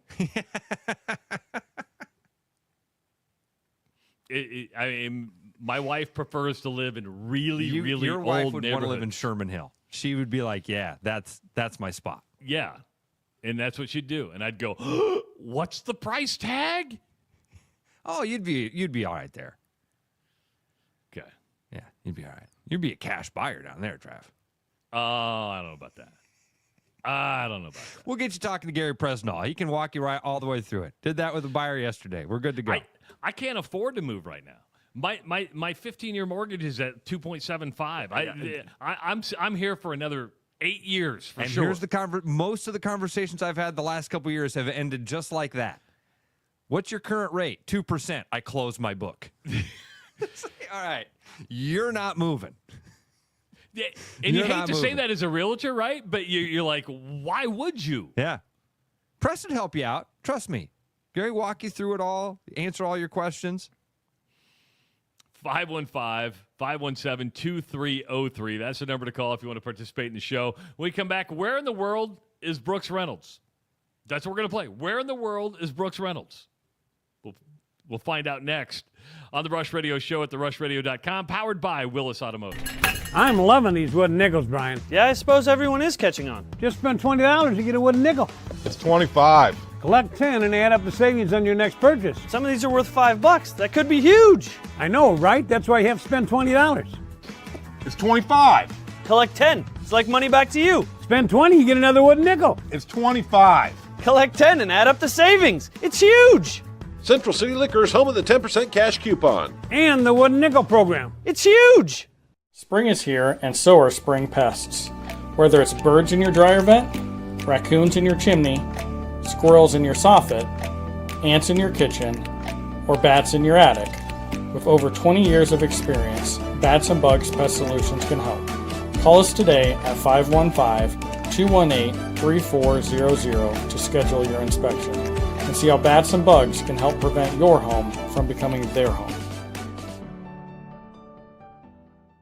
You've dreamed about an absolutely organized garage or closet? See it for yourself at Absolute Garage & Closet's beautiful showroom in Urbandale. See the latest in garage storage, custom closet systems, and epoxy flooring applications up close, and imagine how good it will feel to have your garage, closets, or other spaces absolutely organized. Free consultations, friendly service, and quick project turnarounds, Absolute Garage & Closets is ready to bring peace of mind into your home. Visit Absolute Garage & Closets at 3169 99th Street in Urbandale or at absolutegarage.net.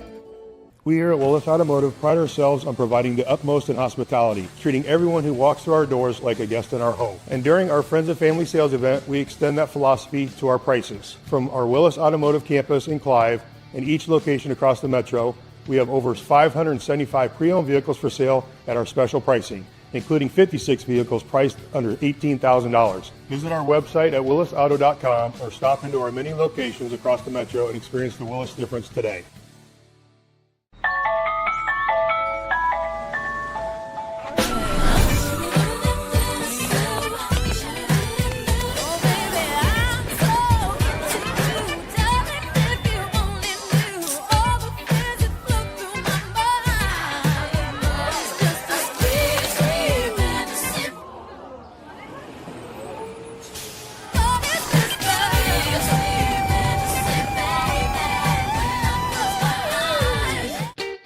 Missing a quality home-cooked meal?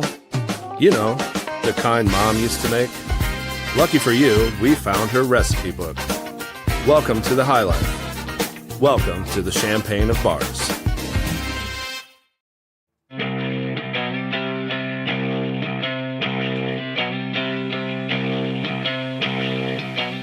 Welcome back to the Rush Radio Show, powered by Willis Automotive at therushradio.com. You can listen to the show all day long by going to the Rush Radio or the Rush Radio. What is the website? Oh, the Rush Radio. Duh. I guess I should just read the graphic there on the screen. Rushradio.com.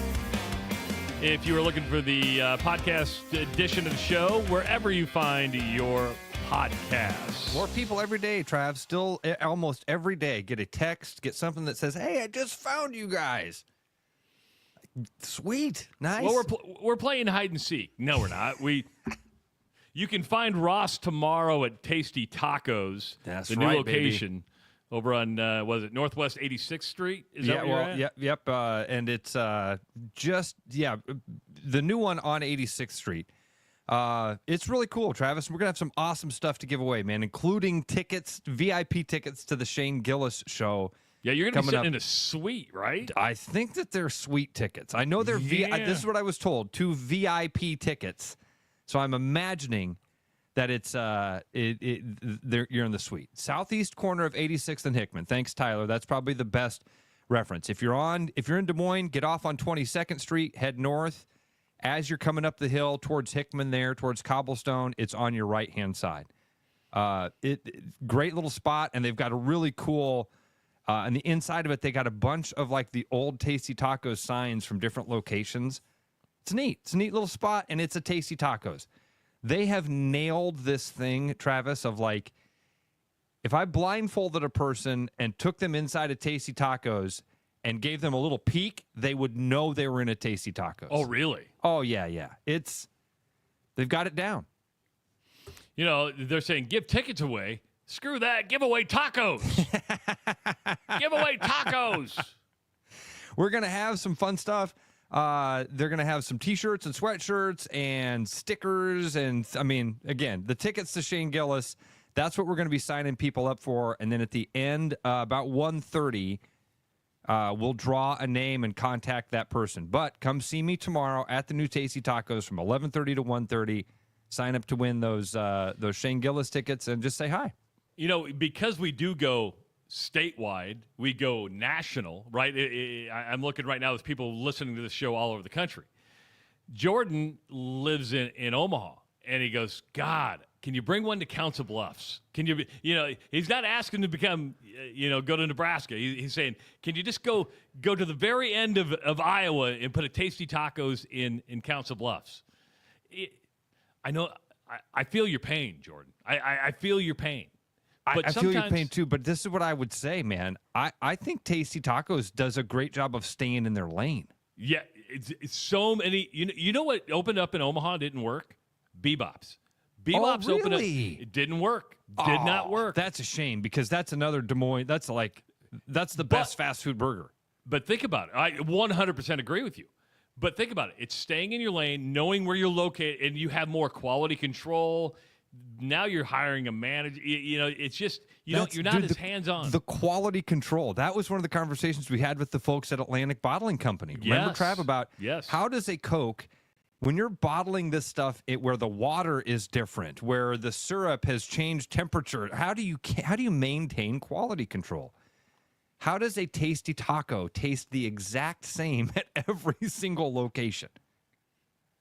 It's hard. It's hard. You got to maintain tight control of that in order to be able to do that. So, yeah, I think I would love it if the Tasty Tacos brand became worldwide, Jordan.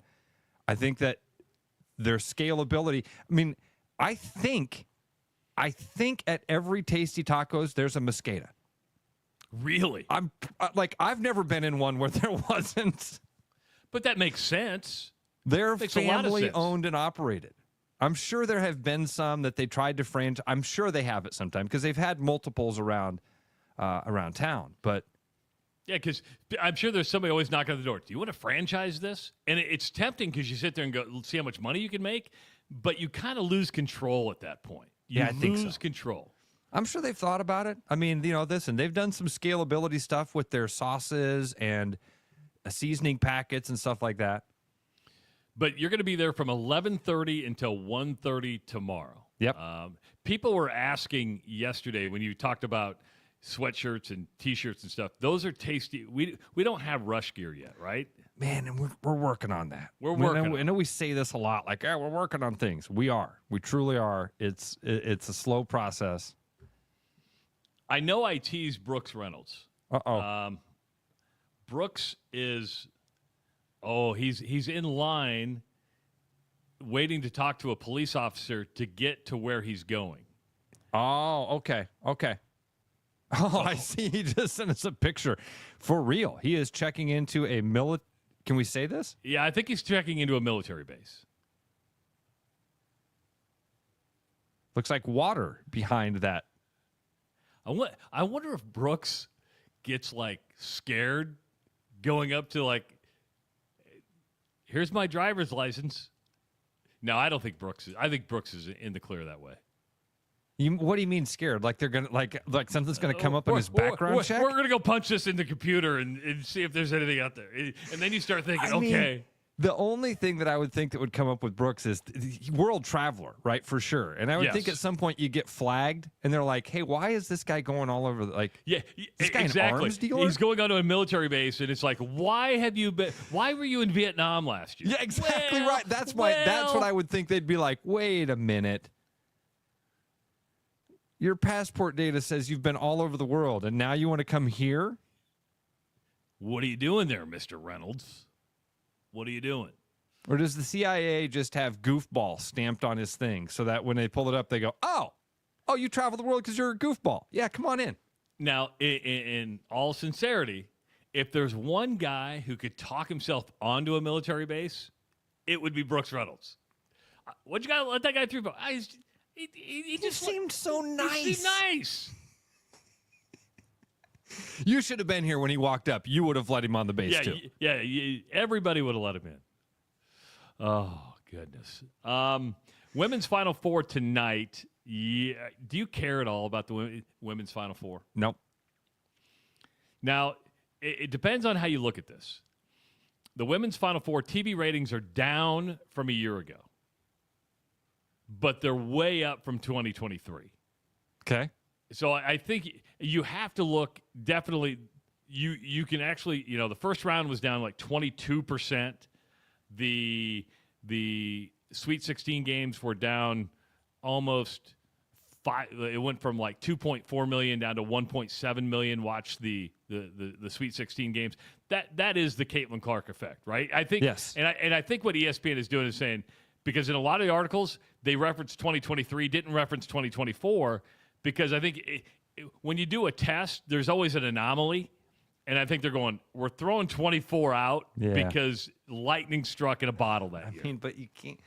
But over time, they're up. The numbers are up. But I just don't have – I find myself, and this is going to make people roll their eyes and get mad, I'm rooting for UConn. And I'm rooting for UConn because Paige Beckers is the best player, the most notable player, and – just what she's been through, I'm like, I can root for that. She's been through 2 major knee injuries. She's come out. She performs. I find myself rooting for Gino Auriemma and UConn. Rooting for Gino is a hard one to swallow. It is. It is. I can find myself rooting for Paige Beckers a lot quicker than I can say I'm rooting for Gino. Okay. But either way, I mean, if you're rooting for UConn, you're rooting for UConn, and that's cool.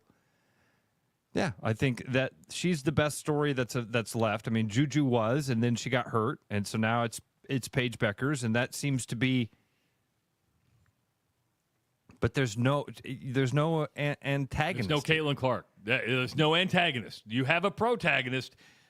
The antagonist may be Gino, right? That's true. Mean, but what don't we like about Gino?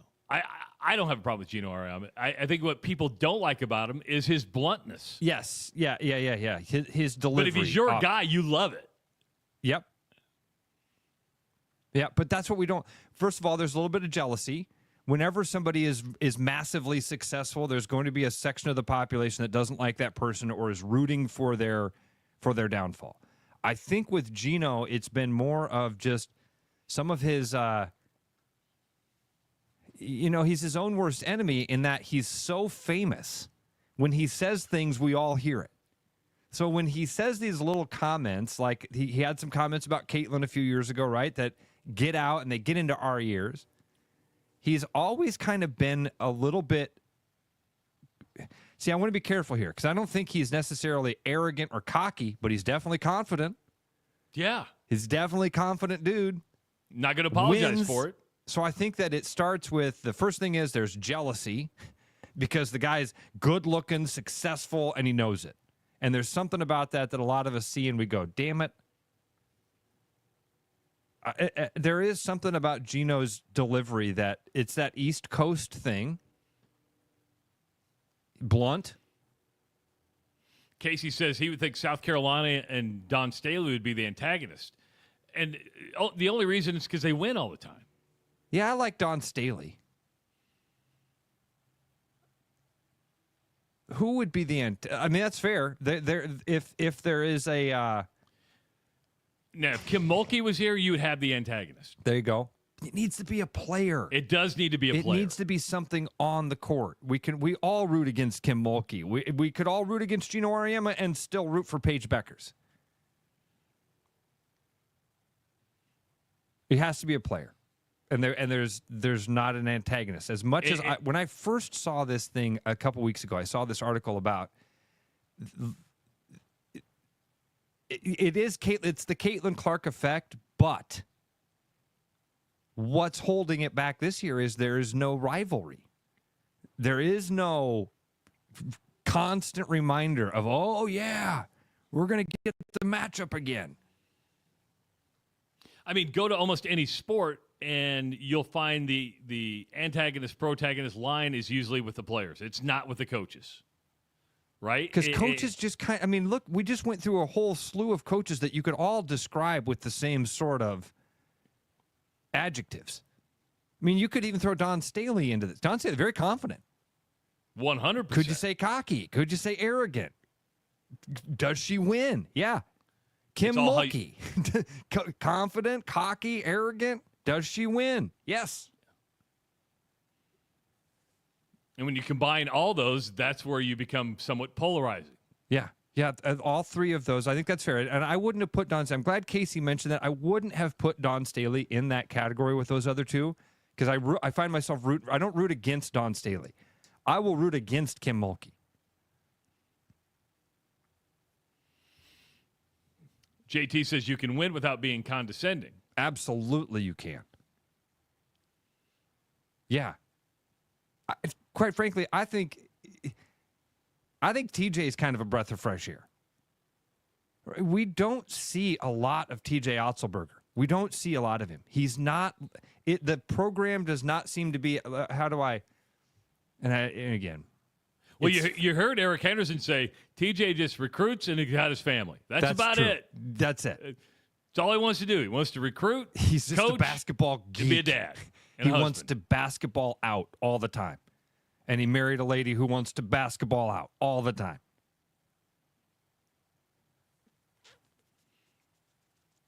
Did y'all lose those fever ticks? And the answer to that is no. Did we lose the fever? Oh, because we talked about giving them away and we haven't. It's kind of the buildup. Next week, we're just going to say, you're going to need to listen to the show. They're coming. We're We doing could the have given Shane them away. Gillis. We're doing the Shane Yeah. Gillis tickets tomorrow at Tasty Tacos. Come see us. You can sign up there. Those tickets were given to Tasty Tacos, and Tasty Tacos was nice enough to give them away during our while we're out there. No, Caitlin's not going to be on the show, but unless somebody can make that happen, that's not. We probably have somebody listening that actually has a better connection to her than we do. Yes, but we could have given them away right away when we got them. But we wanted people to keep listening to the show. I thought it'd be fun to do something fun. Yes. I mean, we could absolutely do a call or, email contest or something like that. I think it's going to be more fun to do something. There may be a couple steps. You may have to make an appointment on some day to join us to make it happen. But seventh caller is not going to be it. Because, AI couldn't pick up what you're saying. Yeah, this is Johnson and Johnston. Just saying. But hang on. Next week, we were told that we've been told that next week we could have the details available for announce. Yes. But I'm glad. The good thing is you still remembered. And there may be new people to the show who didn't know we had Indiana Fever and Brazilian national team tickets. Cole says, if I get Caitlin to come on the show, you win? No, if you get Caitlin to come on the show, that means you've got the connections to get your own tickets. Yes. That's a fair point. You call and you say, Caitlin, I got two favors to ask. Number one, how you been? Number two, would you go on my favorite morning radio show? Number three, got any of those tickets laying around? You got any of them tickets? I could really use some of them tickets. Though, Cole, I would say this. And I'm going to get in so much trouble from Ross and Jeff on this. We won't give you the tickets, but we might put you in the other competition to win the tickets if you get us Caitlin Clark on this show.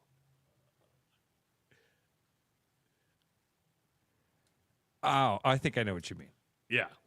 I think I know what you mean. We could give you a fair chance. Everybody has a fair chance, but we might make an exception. But you really have to make that happen. I think Corey's onto something here. Corey, our buddy from Bats and Bugs, says, I can get a squirrel if you need one. Oh. All right, we've been waiting for him. Oh, he got look through at this. He got through security clearance. Good morning. Where the What's hell up, is Brooks buddy? Reynolds? Nice glasses. We kind of matched there, buddy. Those are nice looking. I am at the Groton Naval Base in Groton, Connecticut. I am here to help organize the catering for the USS Iowa Commissioning Luncheon, which is Saturday, April 5th. So, yeah, I'm on a military base right now in Connecticut with a bunch of yeehaws from the Iowa State Fair. We got Eric Campbell and the Campbell's Concessions crew. The Corn Dog Princess is here. Grant Campbell, Brandon Schroeder. We've got my beards, Jason Pierce, Pumpkin, Hopper. Nice. Marshall Porter, Mike Bush from BW Outdoors. We got Heath Shealy. So there's like 20 of us. We got, Joyce Hobbs from Iowa Pork. So we are basically catering for 2,300 people tomorrow at the USS Iowa Commissioning Luncheon. So well, hold on, because I told Ross where you're at, and he was like, "The USS Iowa is in California," and I said, "No, I believe they're commissioning a submarine. Because if you're in Groton, that's a submarine base, right?" I'm at the naval base in Connecticut. Yeah, so we're on the East Coast. Well, I know that, but it's a submarine, not a battleship. No, it's a submarine. That's what I just said. So I'm sorry, you're breaking up on me. Oh my! So how'd you get this deal? How the hell did Brooks Reynolds? I get weird requests all the time.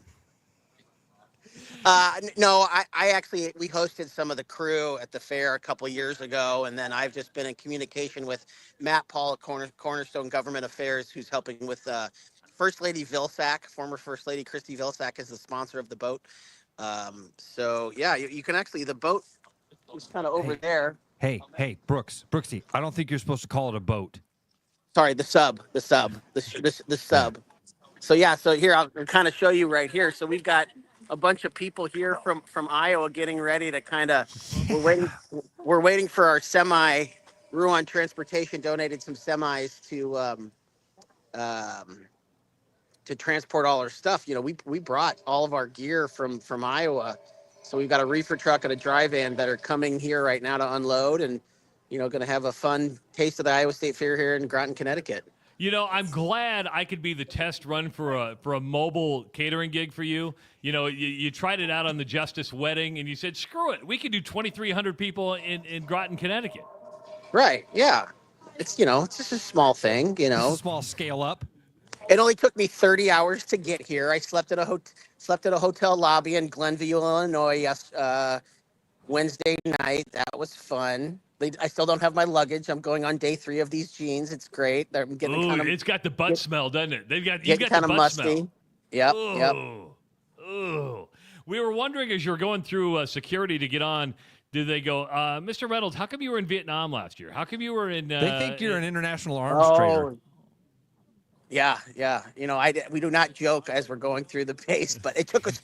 Well, we actually went through 2 layers of security, and the second one, we didn't have a paper pass or something of that nature. So it was a little interesting to get into the. We're on a secured military base, so it's it took us a little about 30 minutes to get through security. So Brooks, we were causing a little traffic jam. Have you or the team made that mistake? Are you speaking from experience there about? When you go through an international crossing or a crossing like this, no, it's 100% business. We've got some real. I mean, they're funny, but some true like almost horror stories of crossing the border, and a guy tries to make some joke. Never joke anywhere. This is people. This is their people do not take that serious. I mean, take it very seriously, the security. And again, we're glad that this is. I'm glad that I'm at a safe spot because we don't want anybody getting into our military bases and compromising that. So yeah, it's a really neat thing. Do you get a chance to actually go tour the sub and stuff? Are you gonna? I mean, yeah. Can you see it in the background? No, not really.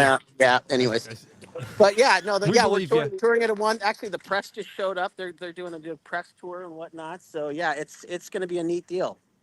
I believe this is a nuclear sub, too, because I had a family member that was stationed on that military base back in the 80s. He was on the USS Will Rogers, and so I've actually been to where you're at right now. So that's really cool.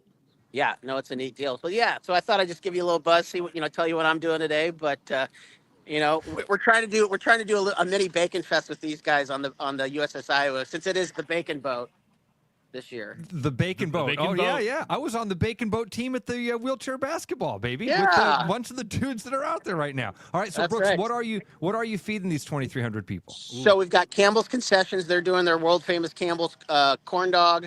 We've got Iowa pork. They're doing an Iowa pork on a stick. We're doing the Cattleman's was gracious enough to donate some hamburgers. So the JR's crew is grilling up burgers for the Cattleman's. We'll have sides. We'll have, potato salad, coleslaw. We're baking 8,000 Barksdale cookies. Mayor Bozen was gracious enough to donate some apple bars. So, about 500 apple bars. So, a little taste of the Iowa State Fair. Very awesome. Cool. That is awesome. Speaking of the Iowa State Fairgrounds, Bacon Fest just around the corner. So when you get back, you're full steam ahead on the bacon boat, right?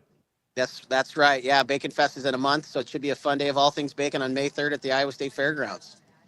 All right, Brooksy. I know you got a busy day. So, hey, let's start talking Bacon Fest when you get back. We'll have you on. We'll dive deeper into what's going to happen at Bacon Fest. All right. Yes, sir. Thank you so much. Go get him, buddy. Love you, brother. Yeah, bye. He's all serious. He's all serious. I like that, though. But think about that. What a great ambassador. I'm not kidding you. Like, if you wanted somebody to think that's Des Moines, Iowa, yeah. Hell yeah. When that guy walks away from a town and people go, again, I've been in other countries and owners of restaurants have come up to me and said, you're from Des Moines. You know Brooks? And you're like, yeah. Well, here's a bottle of port. You must be cool. Yeah, that's right. I am, because I'm Brooks Reynolds' friend. So, but now there's clarification because you thought it was going to be because you were confused with the battleship. I was very confused. Decommissioned, right? I forgot that they were doing the USS Iowa submarine. Yeah, the USS Iowa battleship, which I've been on, is in L.A. So when people go to the Rose Bowl, you can go and tour the USS Iowa. But it's decommissioned. It's been. I mean, it's more of a boat than a ship now because it doesn't. It still can fire the cannons and stuff, but it's a ceremonial deal. It's more of just like a museum, right? Yeah, it's exactly what it is, Travis. It's the USS Iowa Museum. What a cool experience, man. He's with a crew, too. But credit the U.S. government to go, you know what, if we're going to do this, let's give it a real Iowa flair. And what's more Iowa than the Iowa State Fair? Have the fair come to a submarine in Connecticut. They're going to have corn dogs, pork chops on a stick, Appalicious, burgers from the Cattleman's, Barksdale cookies. Barksdale cookies. Like that's it. That's a day at the fair. That's $173 at the fair. Okay. Oh, man. That's cool. That's a really cool experience. And I'm happy that that's the crew that's out there because what a great representation of our state and our community. You think Brooks has to get up and like give a speech in front of the entire crew? Like, dude, you know how that's going to go. They don't even have to tell Brooks he's going to have to give a speech. Yeah, they could just say, and now, Brooks the Bacon Reynolds. King. And he's very good at dropping names. So he'll drop like every name that's with him. Did you see he also got in the Connie Boesen reference? See? Yes. You say mayor of Des Moines. Brooks says, oh, no. There's a mayor. No, that's not what I got. I got out of that, not that Connie Boesen is the mayor, that she makes a really good apple bar. That's what I got out of that. Oh, yeah. Appalicious is one of the state fair staples, dude. That's where do you get those at? They have, I feel like she has 3 or 4 locations. There's one right outside of the Varied Industries building. There's one inside of the 4-H, not the 4-H building, but like the art building up on the hill. There used to be, there's 3 or 4 of them around the grounds. Wow. We want to thank Eric Henderson, new head coach of the Drake Bulldogs, for joining us today. If you missed any part of that interview, it'll be up on the podcast version of the show momentarily. You can listen to the show all day long just by clicking that Listen Live button at therushradio.com. It's the weekend. We're not here tomorrow or Sunday, but we'll be back on Monday at 6 a.m. Big weekend plans, Ross? Well, yeah, got a fun weekend, man, but I will be Tasty Tacos tomorrow, 11:30 to 1:30. Come see me up there, southeast corner of 86th and Hickman. It's the Rush Radio Show at therushradio.com, powered by Willis Automotive. You got me falling hard, sweet baby. You got me falling hard for you. And still, I felt this way before. You know it's true. And still, you got me more and more. Oh, you got me falling hard.